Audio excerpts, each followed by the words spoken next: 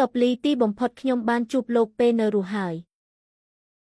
ថាសស្រីម្នាក់នេះស្គាល់ខ្ញុំទេគេនិយាយចង់មានន័យថាម៉េចជួបខ្ញុំពេលនៅរស់ឬមួយនាងធ្លាប់ជួបខ្ញុំពេលស្លាប់បាត់មែនទេភើយអបអង្គុលណាស់ភើយ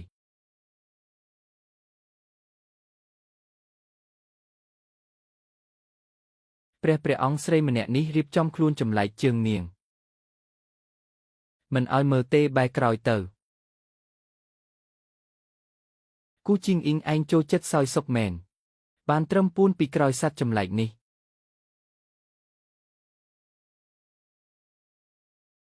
គូជីងអ៊ីងខ្ញុំនាំរបស់ល្អមកឲ្យលោកយើងរួមគ្នាកំចាត់ចោលក្បត់ទាំងអស់នេះសម្រុកចូលកំទេចសัตว์ចម្លែកសម្រាប់ស្ដេចនោះបានមានរង្វាន់ 100000 ដំឡឹងបាញ់សម្រុកចូលកំទេចសត្វចម្លែកសម្រាប់ស្ដេចនោះបានមានរង្វាន់ 100000 ដំឡឹងបាញ់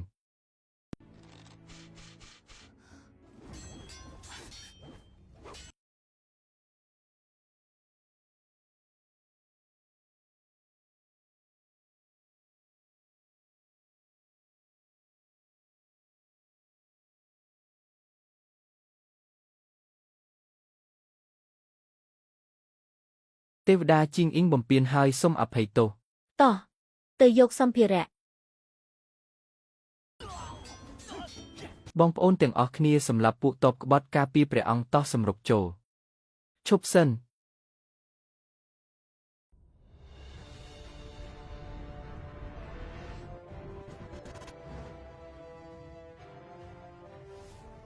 ព្រះអង្គគ្រោះថ្នាក់ណាស់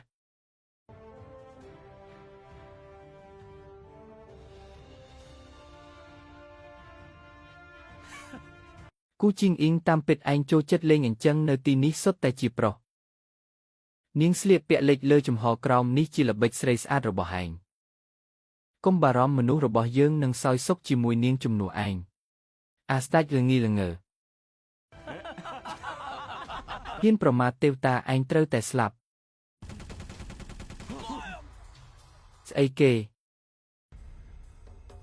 នេះជាអាវុធស្អីទៅមិនបានខ្លាំងពូកែម្លេះចៅប្រុសឥឡូវបើលុតជង្គង់ទទួលកំហុសជីដូនអាចពិចារណាទុកសាកសពឲ្យទេវតាស្គាល់វាដែរហើយវាថាចៅប្រុសចង់ឲ្យយើងលុតជង្គង់ចង់ងាប់ហើយមើលទៅចូលទៅសម្រាប់ពួកវាភ្លាមយើងមានរង្វាន់ហើយសម្រុកចូល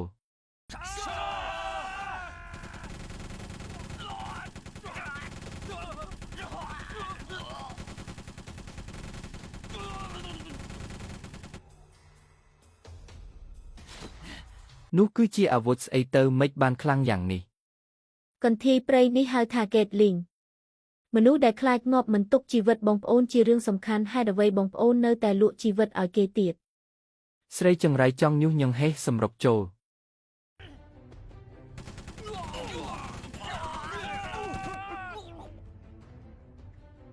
ព្រះអង្គគុំចាស់ពួកវាមានអាវុធទេពការពារបើយើងសម្រុកចូលមានតែអស់ជីវិតព្រហ្មចាស់ហើយយើងព្រះអង្គឆាប់ដកថយយើងឈ្នះហើយយើងឈ្នះហើយជ័យយោយើងឈ្នះហើយ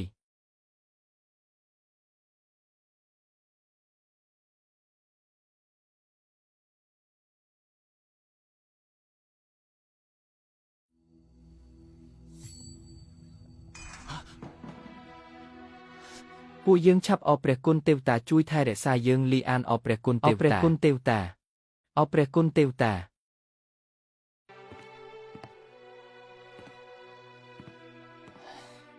ទេវតាស្ដាប់ឬសំឡេងខ្ញុំនិយាយទេទេវតាឆ្លើយតបនឹងខ្ញុំបន្តិចមក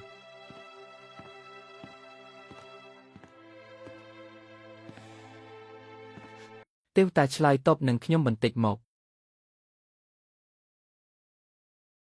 ព្រះអង្គអ្នកស៊ើបការក្នុងក្រុងស៊ើបមិនទាន់ដឹងដំណើររបស់នារីអង្គអាចទេក្រាបទូលព្រះអង្គនិយាយទៅមានដំណឹងទេវតាអត់ទេវតា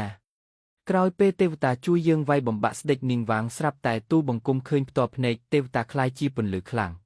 នារីអង្គអាចគឺជាទេវតាត្រូវហើយ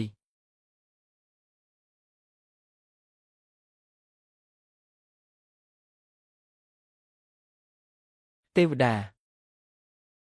ត្រឡប់ទៅឋានសួគ៌វិញហើយមែនទេខ្ញុំមិនទាន់បានអរគុណផងជីងអ៊ីងនឹកទេវតាណាស់គូជីងអ៊ីងគិតអញ្ចឹងឯងដូចប្រមាថចំពោះទេវតា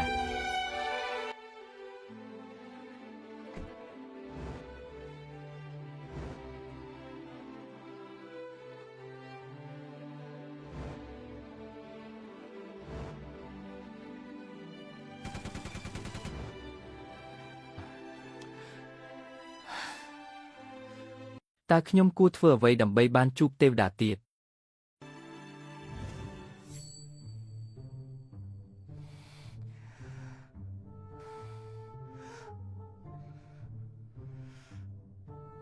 មិនក៏អញ្ចឹងក្រែងខ្ញុំនៅកោតុងលីតាឬមួយខ្ញុំគ្រាន់តែយកសັບទេប៉ុន្តែខ្ញុំដូចជាត្រូវឡានដឹកទំនិញបុកច្បាស់ណាស់ខ្ញុំពិតជាបានទៅដល់នគរតុងលី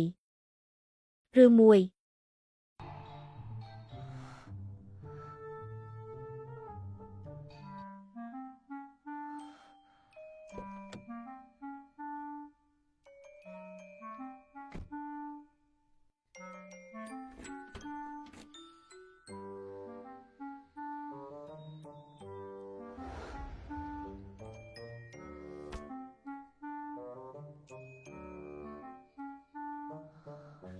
ខ្ញុំមិនបានយកសពទេវាជាការពិត ទេវតាមកដល់ពេលនេះនៅតែគ្មានដំណឹងរបស់ទេវតា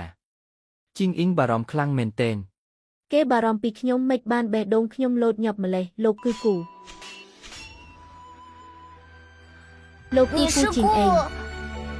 នាងជាទេវតាខ្ញុំគិតថា